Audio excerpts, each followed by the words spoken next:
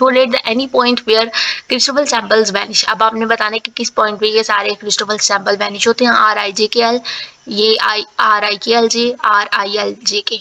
अब आपने सिंपल उसका फार्मूला ओपन करना है, Christoffel symbol vanish the Riemann tensor. आप इस आई जे के एल का फार्मूला ओपन कर लें। ये किस तरह से लिखेंगे, पार्शियल गैमा आई जे एल पार्शियल एक्स के माइनस गैमा पार्शियल गैमा आई जे के पार्शियल एक्सएल। अब आपने एक दफा जो टर्म लेनी है वो लेनी है आई जे और एल, ठीक है। आई को एज इट इज रहने दें, एक दफा जे एल लें और फिर एक दफा जे के लें। अब आप जब जे एल ले रहे हैं, आई भी ले लिया है, तो कौन सी टर्म रह गया, के, तो नीचे लिख ली। सिमिलरली जब आपने जे के लिया तो आपके पास कौन सी टर्म रह गया, एल रह गया, वो भी लिख ली। ये आपके पास उसका हमने क्रिस्टोफल सैंपल ओपन कर लिया। सिमिलरली इस केस के अंदर भी आप एक दफा के जे लें और नीचे एल रह जाएगा, फिर आप के एल लें तो नीचे जे रह जाएगा। और थर्ड टर्म के लिए भी आपने एक दफा एल जे लेना है और फिर नीचे के आएगा, और जे के लेना है तो फिर नीचे एल आएगा। तीनों टर्म्स हमने एल के लें तो नीचे जे और एल जे लें तो नीचे के, तीनों टर्म्स को हमने ऐड कर लिया। तीनों टर्म्स को ऐड करेंगे, देखें partial gamma J L I, ये जे एल आई आपके पास इस एल जे आई एक्स के से कैंसिल, फिर ये जे के वाली टर्म इस के जे आई वाली टर्म से कैंसिल, फिर ये के एल वाली टर्म इस के एल वाली टर्म से कैंसिल। सारी कैंसिल हो गए हैं। सारे क्रिस्टोफल सैंपल सिमेट्रिक हैं लोअर इंटरसेस में, क्योंकि सारी वैल्यूज जो है वो जीरो हो चुकी हैं। वो हमने ड्राइव किया, उसका फार्मूला ड्राइव किया, सारी डेरिवेशन की। अब आपके पास प्रॉपर्टीज हैं कि सबसे पहले तो रीमान टेंसर जो है ना वो सिमेट्रिक होता है। किस तरह से सिमेट्रिक होता है, ये आपके पास सेकंड और रीमान, जैसे हमने क्रिस्टोफल सैंपल्स पढ़े थे, Christoffel symbol of first kind second kind, इसी तरह से यहाँ पे भी आपके पास Riemann tensor of first and second kind है। ये आपका सेकंड काइंड है, R I J K L. अब ये देखें, अगर इन टर्म्स में कहता है कि इंटरचेंज कर लें के और एल को, के की रिप्लेसमेंट में एल और एल की रिप्लेसमेंट में के रख दें, तो अब हमने इसको जब इंटरचेंज करेंगे तो आपके पास यहाँ पे स्क्यू सिमेट्रिक की कंडीशन लगेगी।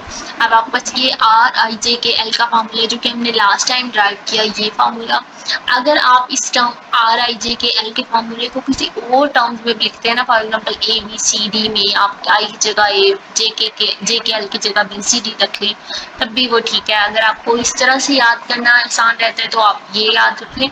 अदरवाइज यहाँ पे मैंने इसका in terms of A B C D formula लिखा, आप अगर ये इजीली समझ सकते हैं तो आप ये याद रखें, R A B C D gamma A B D gamma C gamma A B C comma D, फिर दोनों गैमाज एंड इन, ये आपने इसको देख लेना है तो आपको समझ आ जाएगी। एंड देन आपने जब are I J K L इस फॉर्मूले के अंदर के और एल को इंटरचेंज किया, अब आप बस यहाँ के और एल को इंटरचेंज करेंगे, एल के, अब यहाँ एल है तो यहाँ के है तो यहाँ पे क्या हो जाएगा, नीचे एल। सिमिलरली के जहाँ आपके पास आ रहा है, एल आ रहा है, उनको इंटरचेंज करके अब जब आपने इंटरचेंज कर दिया तो आपके पास एक न्यू फॉर्मूला ये बन के आ गया। अब वो कहता है कि ये दोनों फार्मूला जब आपने उसकी वैल्यूज को इंटरचेंज कर लिया कि तो ये आपस में are I J K L J minus, जब चेंज होगा इसकी वैल्यूज को चेंज करेंगे तो वो नेगेटिव साइन के साथ चेंज होंगे। आप आल्सो ये तो आपस के Riemann tensor of second kind. अगर आप Riemann tensor of first kind की बात करें तो ये आपस Riemann tensor of first kind है, R I J K L form. और अगर इस टर्म्स में भी आप इसकी के एल को रिप्लेस करते हैं तो आपका negative of R I J L के होगा। अब ये सिमेट्रिक प्रॉपर्टीज हैं रीमान टेंसर की। जब आपने के एल को चेंज किया तो एल के इक्वल होता है, आपस में सिमेट्री होते हैं। जब आपने फर्स्ट काइंड के अंदर रिप्लेसमेंट की तो आपका के एल आया, तो ये फर्स्ट स्क्यू सिमेट्रिक है।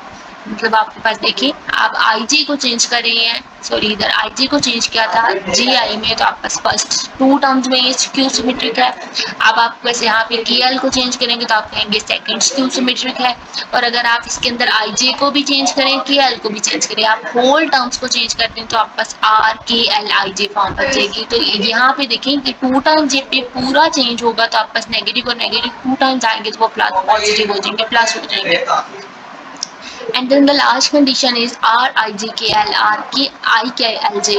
आप इन टर्म्स को I J K L, फिर आप I को K और J को L लिखें, L J लिखें और फिर R I L J K लिखें। इन तीनों टर्म्स को ऐड करें, मतलब ये तीनों फार्मूलाज को इकट्ठा करें तो आपके पास आंसर 0 आएगा। और इसको आप बाइनॉम की आइडेंटिटी कहते हैं। आपने इसको देख लेना है, ये इंपॉर्टेंट एमसीक्यू क्या होती हैं। फर्स्ट टू ऑर्डर सिमेट्रिक, जब आप इन टर्म्स को लिखते हैं पहली दो वैल्यूज चेंज करते हैं तो नेगेटिव साइन, फिर लास्ट टू वैल्यू चेंज करें तो नेगेटिव साइन, और अगर आप पूरी टर्म्स को चेंज कर दें तो नेगेटिव नेगेटिव प्लस हो जाता है। और आई जे था तो लास्ट पे आई जे चला गया, के एल जो है स्टार्टिंग में आ गया।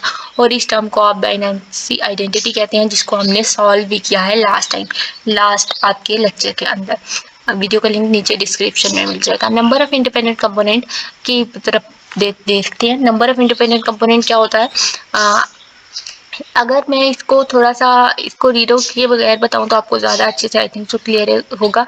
सिंपल, आपके पास इसके लिए यहाँ पे दो केसेस हैं। पहला केस क्या है कि अगर आपके पास जो आर है वो आर की वैल्यू कुछ आपका जो रीमान टेंसर है, अगर उसकी पहली दो कंपोनेंट सेम है या उसके आखिरी दो कंपोनेंट सेम है। अगर पहले दो कंपोनेंट सेम है या आखिरी दो कंपोनेंट सेम है तो मतलब आपके पास उस रीमान टेंसर का आंसर 0 है। अब इन दो कंपोनेंट सेम होने का मतलब ये नहीं है कि ये ए और ये सम हो रहे हैं या ए और ए मल्टीप्लाई हो रहे हैं, ए स्क्वायर बन रहे हैं या 2a बन रहे हैं, इसका ये मतलब नहीं है। Not sum done A R C, इसका सिंपल मतलब है कि अगर आप बस दो कंपोनेंट पहले दो वैल्यूज ए है सेम है या आखिरी दो वैल्यूज सेम है तो इसका मतलब है कि ये वाली प्रॉपर्टी से ये रीमान टेंसर 0 हो जाएगा। और उस मतलब आपके पास ए है तो हम इसको 1 1 कंसीडर कर लेते हैं, आर 1 1 सी डी। अगर आप इन टर्म्स को इंटरचेंज करें, मतलब आप इसको 1 और 1 को इंटरचेंज करें तो नेगेटिव ऑफ आर 1 1 1 1 है, दोनों सेम ही आएंगी। फिर आप अगेन 1 1 को इंटरचेंज करें तो नेगेटिव नेगेटिव प्लस हो जाएगा, आपके पास अगेन वैसी टर्म आएंगी। और ये वाली टर्म क्या होगा, इसका रीमान टेंसर आपका 0 आएगा। एक तो ये आपके पास केस है। अब दूसरा केस आपके पास है कि अगर आपके पास फर्स्ट और थर्ड टर्म सेम और सेकंड और फोर्थ टर्म सेम है, मतलब आपके पास ये जैसे इन्होंने यहाँ पे लिखा 1 2 1 2 है, मतलब आपके पास फर्स्ट टर्म भी 1 थर्ड टर्म भी 1 सेकंड 4 2 फोर्थ भी 2। अगर आप पास इस तरह की टर्म्स हैं, आप इसके पास इस तरह का रीमान टेंसर आ रहा है तो उसके लिए आप यहाँ से इस टर्म के लिए ये फार्मूला लगा के आप पता लगा सकते हैं कि आपके पास इस टर्म के कितने रीमान टेंसर जो है वो आएंगे। मतलब आपके पास इन टर्म्स को आप उस क्वेश्चन के अंदर ही चले जाए, आपके पास 2/2 की मैट्रिक्स थी, आपके पास n4 था वहां पे, तो आप 4 × 4 - 1/2 फैक्टोरियल करें, आप बस उसके रीमान टेंसर पता चल जाएंगे। अब अगर आप पास फर्स्ट और थर्ड टर्म सेम है, इसके लिए रिस्ट्रिक्शन है कि a लेस देन b होना चाहिए, मतलब देखिए 1 लेस देन 2 है। और इसके लिए रिस्ट्रिक्शन है आपके पास फर्स्ट और थर्ड टर्म जब सेम है तो b लेस देन c होना चाहिए। 1 और 1 सेम है लेकिन 2 लेस देन 3 है, 1 और 1 सेम है लेकिन 3 लेस देन 4 है। तो उसके लिए आप ये n × n - 1 n - 2/2 ये फॉर्मूला लगा के चेक कर सकते हैं कि आपकी इस वाली R A B A first और थर्ड टर्म सेम वाली के अकॉर्डिंग कितने रीमान टेंसर आएंगे। ठीक है, अब इस वाली केस के अंदर जब सारी वैल्यूज डिफरेंट हो, ए बी सी डी है फिर ए सी बी डी है, तो इसके लिए आप ये वाला फॉर्मूला लगा के क्रिस्टोफल सैम्पल जो है वो फाइंड आउट कर रीमान टेंसर जो है वो फाइंड आउट कर सकते हैं। ठीक है, अभी इसको भी थोड़ा सा मजीद क्लैरिफाई करेंगे।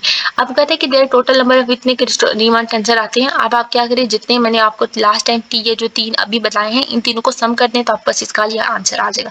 तो symmetric of Riemann tensor N into आप बस फर्स्ट कंपोनेंट के लिए जब आपके पास ए लेस देन बी होगा, फिर जब आपके पास फर्स्ट और थर्ड टर्म सेम होगी, फिर जब आपके पास कोई भी टर्म सेम नहीं होगी। ये तीनों फार्मूला हमने लास्ट टाइम देखे।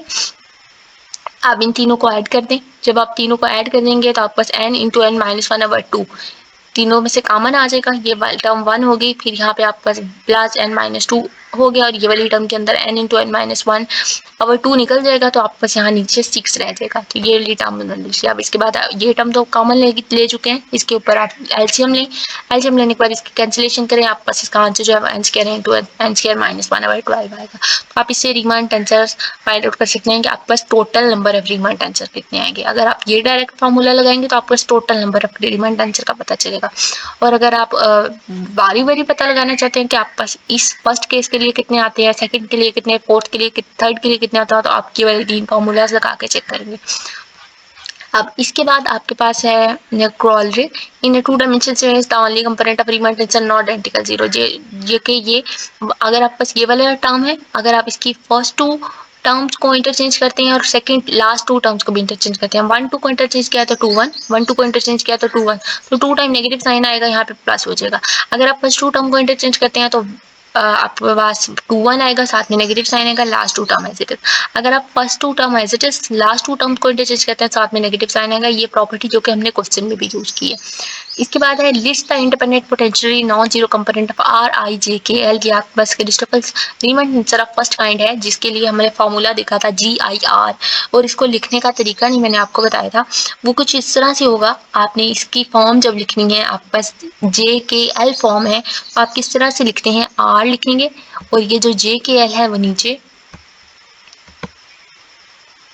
ओके, अब आपने जी टर्म लिख ली है। अब आपने ये जो जे के एल के साथ जो टर्म नहीं लिखी है वो यहाँ लिखेंगे, वो लिखी आई, और एक टर्म यहाँ पे इंट्रोड्यूस कराएंगे आर, जो कि यहाँ पे भी आएगी। ये आपके पास Riemann tensor of first kind. अब आपने बताना है कि कौन से independent potentially non zero component है N5 के लिए, इस केस के लिए आएंगे। N5 के लिए आपने वो सारे नॉन जीरो कंपोनेंट्स बताने हैं। मतलब आपने यहाँ पे n इक्वल टू 5, आपके पास 5/5 की मैट्रिक्स है, और उसके लिए आपने सारे non zero component type A के लिए, टाइप बी के लिए, टाइप सी के लिए।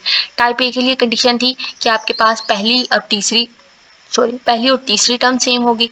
मतलब आप बस N5 के लिए आप बता रहे हैं, आप चेक कर रही हैं 1 और 1 सेम, तो आप बस देखें इसके लिए जो कंडीशन थी वो a लेस देन b होना चाहिए, वो प्रूव हो रही है। 1 1 same, 1 less than 3, 1 1 same, 1 1 same, पहली और जिसके अंदर आपके पास पहली और तीसरी टर्म सेम आ रही है, आपने वो वाली वैल्यूज यहाँ पे पुट कर लेनी है। आपके पास टाइप बी था कि पहली और तीसरी टर्म सेम होनी चाहिए, 1 1 same, b less than c होना चाहिए, पहली और तीसरी टर्म सेम, 2 लेस देन 4, पहली और तीसरी टर्म सेम, 2 लेस देन 5 है, 3 लेस देन 4 है, 3 लेस देन 5 है।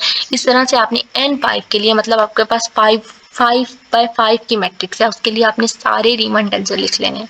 ये आप सिंपल 1-2 दफा लिखेंगे, आपको समझ आ जाएगी कि पहली और तीसरी टर्म सेम करेंगे, 5 तक जाना है, 5 से आगे वाली वैल्यू नहीं लिखनी है। उसके बाद टाइप सी के लिए आपके पास जब कोई भी टर्म सेम नहीं होती है तो आप उसको 1 2 3 4 लिख सकते हैं, फिर आप उसको 1 2 3 5 लिख लें, 4 को आगे रेज करते जाएं। अब आप यहाँ पे 3 लेके चले तो आप 4 लेके चले, 1 2 4 5 लिख सकते हैं। फिर आप इसी तरह से 1 3 4 5 ले, फिर आप सेकेंड रो पे चले जाएं, 2 3 4 5 लिखें, फिर आप इसे 2 4 3 5 लिखें। फिर इसके बाद 1 2 3 4 है तो आप इसके 3 टर्म्स को ले लें, 3 2 4 3 2 5, इस तरह से आपने सारी टाइप्स लिख लेनी है। अब ये जो टोटल टाइप्स आपने लिखी तो आपको पता चला कि आप, अगर आपने इसको वैसे पता चलाना है, अगर ना लिखें, आपको पास MCQ उसमें पूछ रहे हैं कि आपके पास इस 5 के लिए आपके पास कितने type A, type B, type C बनेंगे, तो आप सिंपल फार्मूले के अंदर वैल्यू पुट करें। आपके पास जो फार्मूला था वो क्या था, n square into n square minus 1/12, 5 का स्क्वायर 25 हो जाएगा, 25 and 5 n square minus 1, 25 minus 1 24 divided by 12 करेंगे तो आपको टोटल नंबर ऑफ N5 के लिए कंपोनेंट्स सारी वैल्यूज आ जाएंगी, वो 50 बनेगी। और अगर